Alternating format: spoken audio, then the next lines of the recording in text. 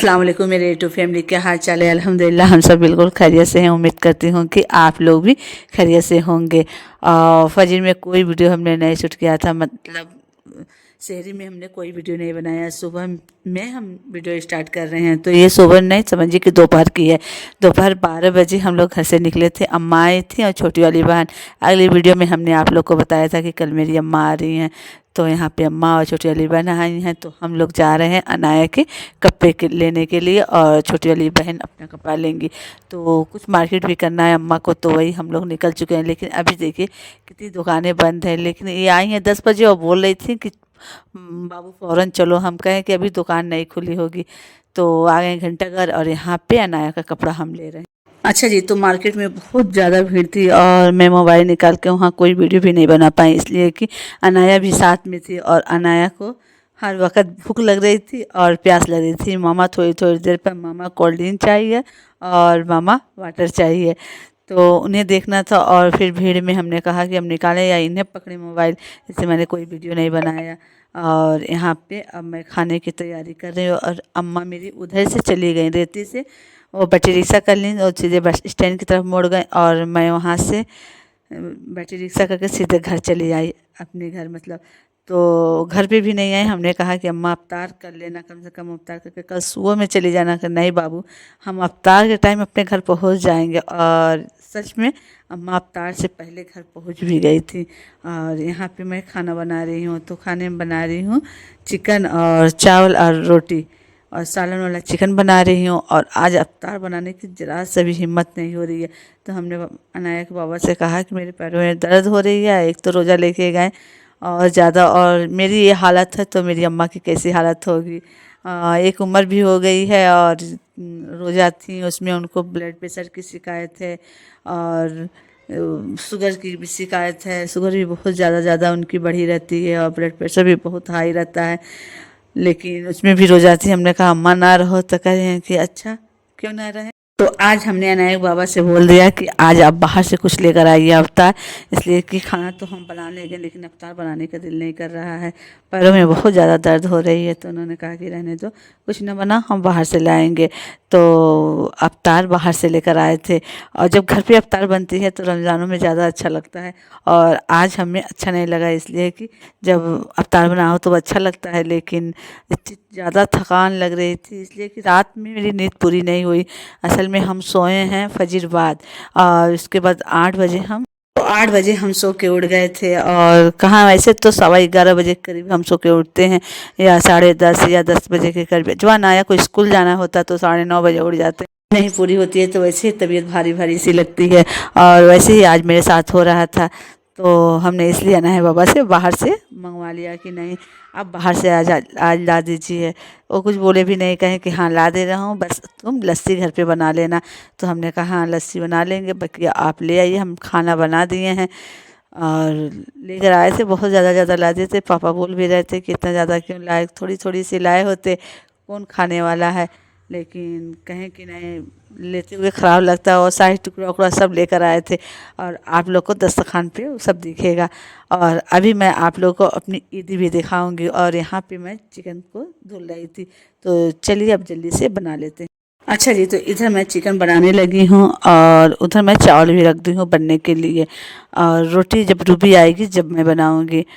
तो चलिए अभी हम बना लेते हैं। अच्छा जी, तो एक तरफ खाना बन रहा है, और चलिए मैं आप लोग को ईद दिखा देते हैं। जो भी मैके से आया है मेरे, मैं सब आप लोग को दिखा दे रही हूँ।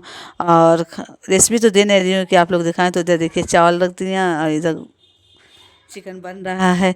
तो चलिए इसको बनने देते हैं और अपनी ईदी आप लोग को दिखा देते हैं। हाँ जी, तो यहाँ पे देखिए, यहाँ पे है अनाया का कपड़ा। तो सबसे पहले मैं अनाया का दिखा रही हूँ। तो यहाँ पे अनाया का, और अनाया का हमने पसंद किया है, और बहन मेरी ले रही थी वही नेट के और घेरे वाले जो फ्रॉक होते हैं। लेकिन अनाया के जब बदन पे हम नापने के लिए रख रहे थे, जब भी अनाया चिल्ला रही थी नो मामा नो मामा। और वैसे कई कपड़े वैसे हैं नेट के जो उसको पहनना वो पसंद नहीं करती। तो हम कहें कि ऐसा क्या लेना, चलो आराम दे लो। तो बोलने लगी कि अरे अभी कम से कम ईद में ऐसे तो पहना जाती है, जो तुम पसंद करो ये अलविदे जो पहने जाती है। हम कहे नहीं, बच्चे को जो आराम रहे, जो बदन में जो उसको लगे कि हाँ जिस पे कंफर्टेबल रहे वही कपड़ा लेना चाहिए। तो हमको ये पसंद आया तो हम ही लिए थे। पर अम्मा भी कह रही थी कि वाइट है, इस पे कलर और लग जाएगा, बहुत जल्दी पहनेगी, कुछ भी खाई गिर जाएगी तो फिर अच्छा नहीं लगेगा, फ़ौरन चेंज करना पड़ेगा। हम कह रहने दो, कपड़ा कौन सा सालों साल चलना रहता है, तो बच्चों को वैसे ही इतने जल्दी ख़राब हो जाता है।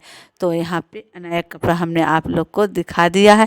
तो चलिए हम अब आप लोग को अपना कपड़ा दिखाते हैं।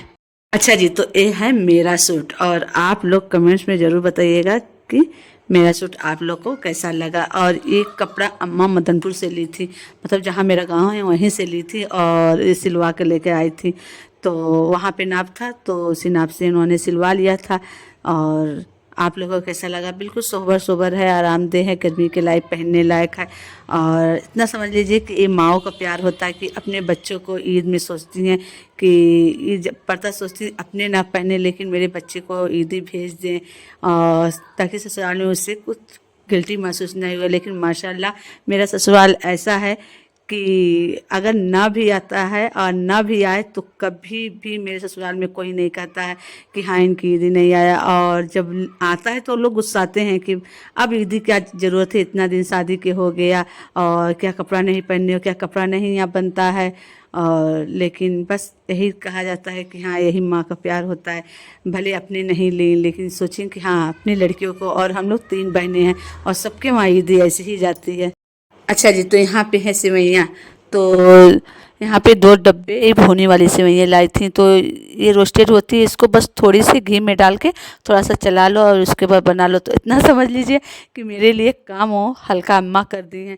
जैसे कि ईद में हमें सबसे भारी यही पड़ता है कि अभी सेवई भूननी है, उसके बाद न इसको बनाना पड़ेगा। तो यहाँ पे ये 2 डब्बे ये लेकर आई थी, और दूध वाली सेवई थी, और अभी आप लोग को हम वो भी दिखा रहे हैं।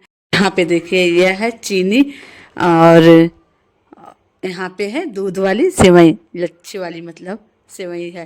तो हम बहुत बोल रहे थे कि अम्मा इतना क्यों लाई, इतना सेवई यहाँ पे क्या होगा, बस एक डब्बा लाती कि एक में 1.25 किलो था। तो हमने कहा कि बस एक लाती। तो कह रही अच्छा ईदी आ रही है, खिलवाड़ नहीं हो रही। और अभी जो पॉलिथीन हमने उठा के रखा उसमें था मेवा। तो यही मेरी ईदी आई थी। और यहाँ पे था केला और सेब। सेब फ्रिज में रखा है। और कहीं कि बेटा हम आ रहे थे लेकिन इतना सुबह कोई दुकान ही नहीं खुली थी, मिठाई हम नहीं ले पाए, वहाँ से भी नहीं मिठाई मंगाए थे, कोई रास्ते से ले लेंगे। तो मिठाई का पैसा देके गई थी और चूड़ी का पैसा देके गई थी कि बाबू वहाँ चूड़ी अच्छी मिलती नहीं है, तो यहाँ से चूड़ी तुम अपने नाप का और जाके अच्छा सा ले लेना। और वही ईदी देके गई। तो बस और क्या चाहिए, ना भी कुछ करते हैं तो कुछ भी नहीं, बस बाप भाई माँ बाप जहाँ रहें बस अल्लाह पाक खुश रहें, सही सलामत रहें, हम लोग को ईदी नहीं चाहिए। और माशाल्लाह ससुराल बहुत अच्छा मिला है कि अच्छा से अच्छा पहनते हैं, अच्छा से अच्छा ओढ़ते हैं। और मैं खुद सोचती हूँ कि मैं खुद अम्मा को हर साल ईदी दूँ। और हाँ, तो यही बस मेरी ईदी आई थी।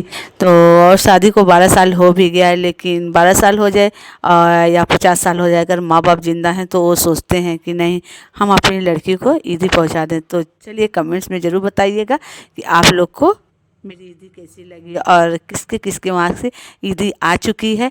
और ज़रूर मेरे कमेंट्स में शेयर कीजिएगा। लो आप लोग के कमेंट्स का मुझे इंतज़ार रहेगा। अच्छा जी, तो यहाँ पे देखिए माशाल्लाह दस्तरखान सज गया और कोई चीज़ की कमी नहीं है, माशाल्लाह पूरा भरा लग रहा है। पापा उधर चलिए, आए जैसा उधर बैठिए थोड़ा सा। फोन कर दें इनको। हाँ।